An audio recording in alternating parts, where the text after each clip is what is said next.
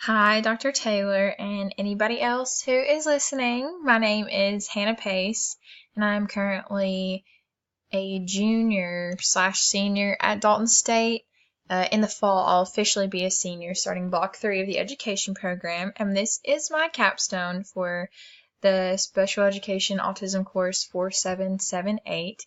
And our capstone is over us, our philosophy, our experiences, and our standards that we had to cover through our artifacts. So here we go. A little bit about me. My name is Hannah Pace, and the reason that I wanted to pursue the autism endorsement is because when I was in high school, I was in the Partners Club.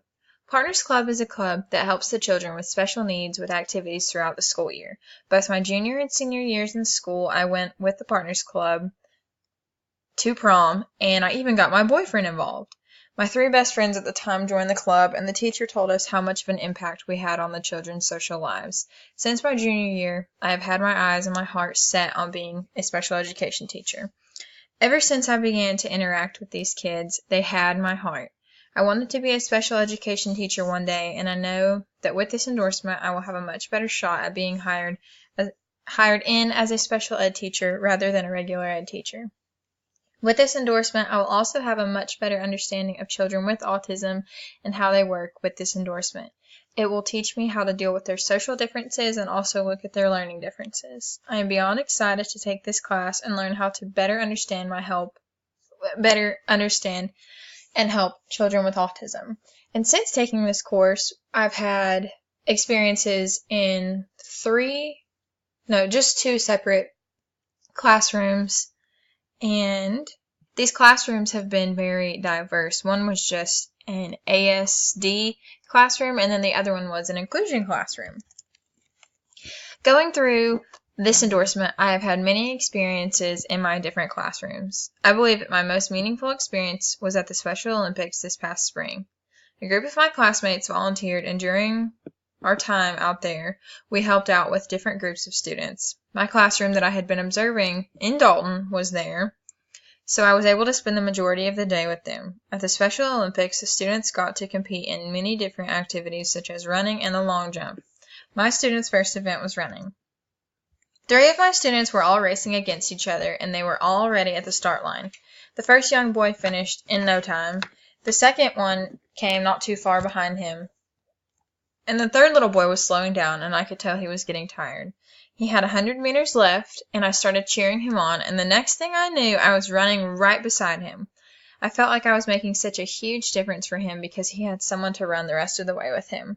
When he finally crossed the finish line, my eyes started watering. I knew in my heart that he could finish the race, but the fact that I got to finish with him impacted me so much and so hard. I was there for it, and he just hugged me so big after he finished, and the rest of the day he showed everybody his bronze medal, and he made sure that his teacher knew that Miss Hannah ran with him, and he just hugged me and hugged me. And then another best moment that I've had, or another good moment, in my final placement for the 3rd class, I was placed at Blue Ridge Elementary in Fannin County, which is where I live and where I hope to have a job one day. I was able to be with 7 first graders, and we worked on sight words while I was there. The students had been working in their workbooks, and they had also been saying their sight words out loud to their peers.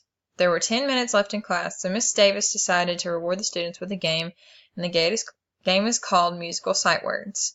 Now, I observed the last week of school, so the students, were all wired, and they just wanted to go home because they knew summertime was soon. So Miss Davis did a really good job of incorporating games and fun activities into their lessons.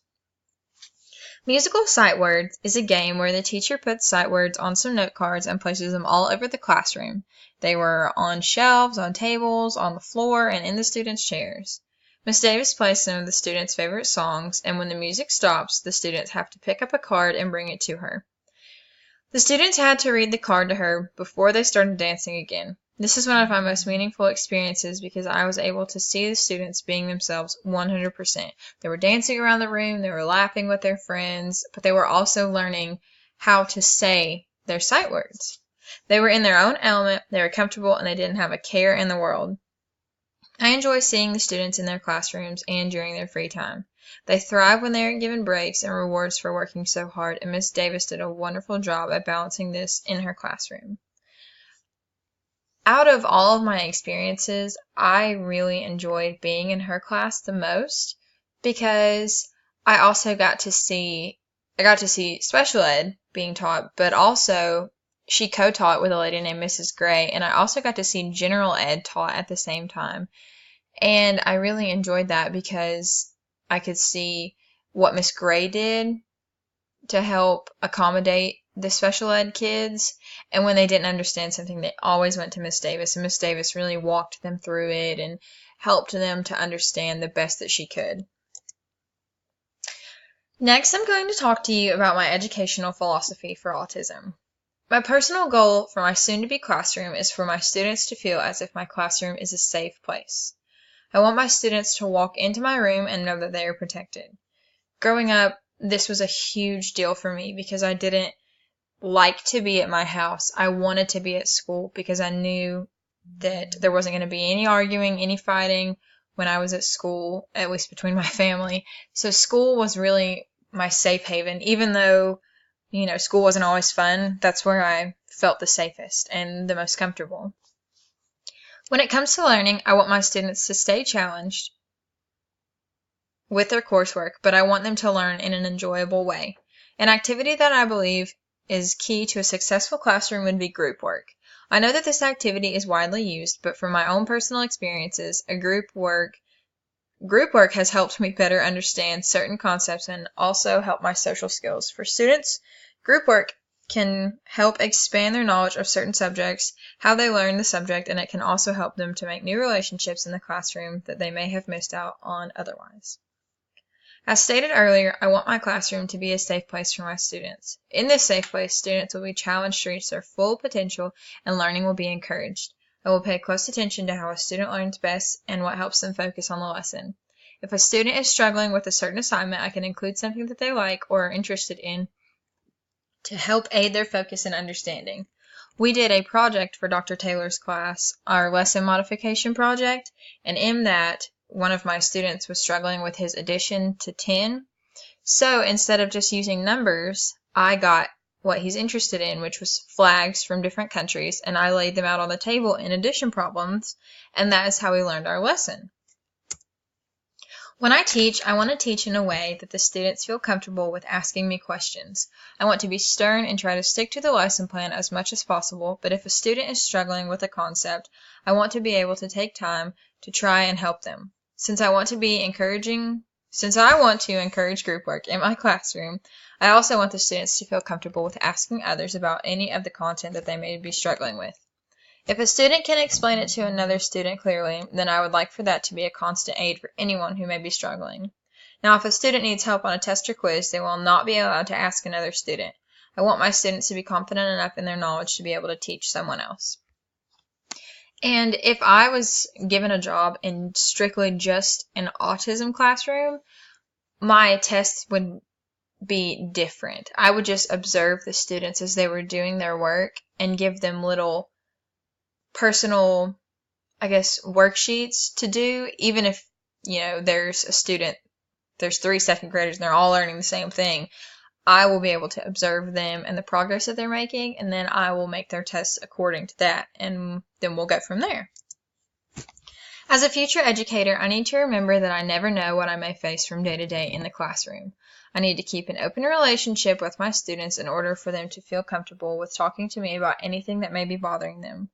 I want my students to be eager to learn, and I also want them to know that I believe in them no matter what. Next, I'm going to talk to you guys about the 3 critical assignments that we were given to do in Dr. Taylor's class, and I'll also talk to you about the standards that they covered. Our first critical assignment for Special Ed 4776 was our case study. In this project, I observed a young man named Matthew. Matthew is in an ASD classroom at Beaverdale Elementary with Miss Sarah Bingham. Within this case study, I observed Matthew in his speech and social skills, his habits, and I also was able to know a little bit more about his academic progress. Mrs. Sarah had a functional behavior analysis laid out for him. She is tracking the biting of his hands, and to help him with this, his family bought him a silicone necklace so that he will chew on it rather than on his hands. Mrs. Sarah says that Matthew is progressing and developing well in her classroom, and his academic abilities are becoming stronger and stronger. The rationale for this standard and this artifact is, while completing this case study, my understanding of professional protocols and confidential information was furthered when it came to the students in the classroom. I now know not to share files or confidential information about a student with anyone else who is not a part of their team.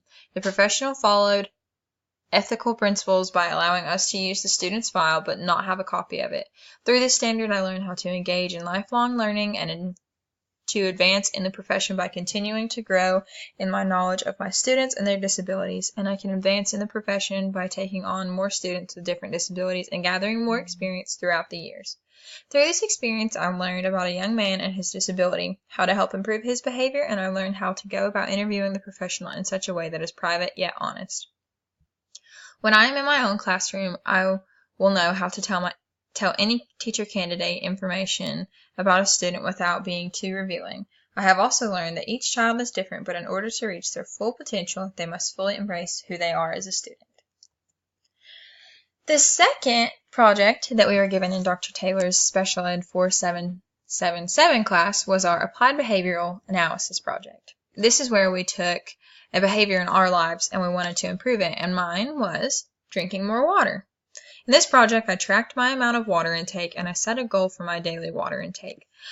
In my write-up, I provided steps I took each day to ensure that I would be on my way to my goal. I kept track of my intake, I made sure that I had a water bottle with me every day, and I also made sure to reward myself when I reached my goal. I would like to implement a plan like this in my classroom for my students so that they have an end goal that they can work towards, such as behavior or good grades. I believe that rewarding my students will help them stay motivated towards their goal during instructional time. The rationale for the ABA: as I was completing my field experience hours, I was able to find a first-hand experience on how to obtain and use the knowledge of general and special lessons in order to individualize each lesson for different types of learners and students. The students were able to work individually with each teacher in order to ensure that their lessons fit their individual educational needs and goals. Just like we had to do, we took an individual goal for us and we worked towards it. We demonstrated how to do the assignment, then the students had to try it on their own. After seeing the sight teachers do this, I can now prepare and implement instruction for individual students with ASD or ASD that correlate to their age and they are capable of in order to reach their full learning potential.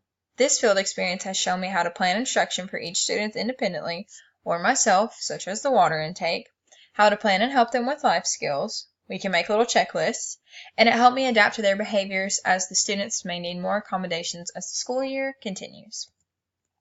Our third and final critical assignment for Dr. Taylor's Special Ed 4778 class was our lesson modification assignment. For this assignment, I modified my student's math lesson in order to keep him engaged throughout the activity. My student is learning addition to 10, and I incorporated flags into the activity. I printed out flags and laid different amounts out on the table. I wrote the numbers out, and he had to write the answers out, count the flags, and tell me the answer verbally. This assignment taught me to pay attention to my students' likes and dislikes and what helps him learn the best. Rationale for my lesson modification. In my field placement, I observed that different members of the special education staff focusing on safe and sensory environments for their students to thrive in. These environments help them become more active in what they are learning and helped keep them engaged. During this experience, I was able to collaborate with my teacher and her co-teacher on some of the students' environments and how to help develop their emotional well-being. And then I go on to talk about the TEACH method and how it showed me the importance of accommodations in helping these students learn in a way that is suitable for their development, which means highlighting and focusing on their likes and dislikes. And my last slide is the potential impact on my students' behavior that I would like to have. In my classroom, I want to reward my students for good behavior. In my placements, I have seen the positive effects on my students when they are rewarded for their behavior. Some ideas that I have for positive reinforcement are extra computer time, independent reading, or they could add up some of their time for extra recess. At the end of the quarter or semester, I would like to have a behavior awards ceremony that focuses on good behavior that the students displayed throughout our time together. I believe that verbally praising them and rewarding them for their good actions will encourage them to continue behaving in the classroom. I always did very well with verbal praise And if I could see my progress, I know that I would continue to do better. So I hope that you guys enjoyed this presentation, and thank you so much for listening.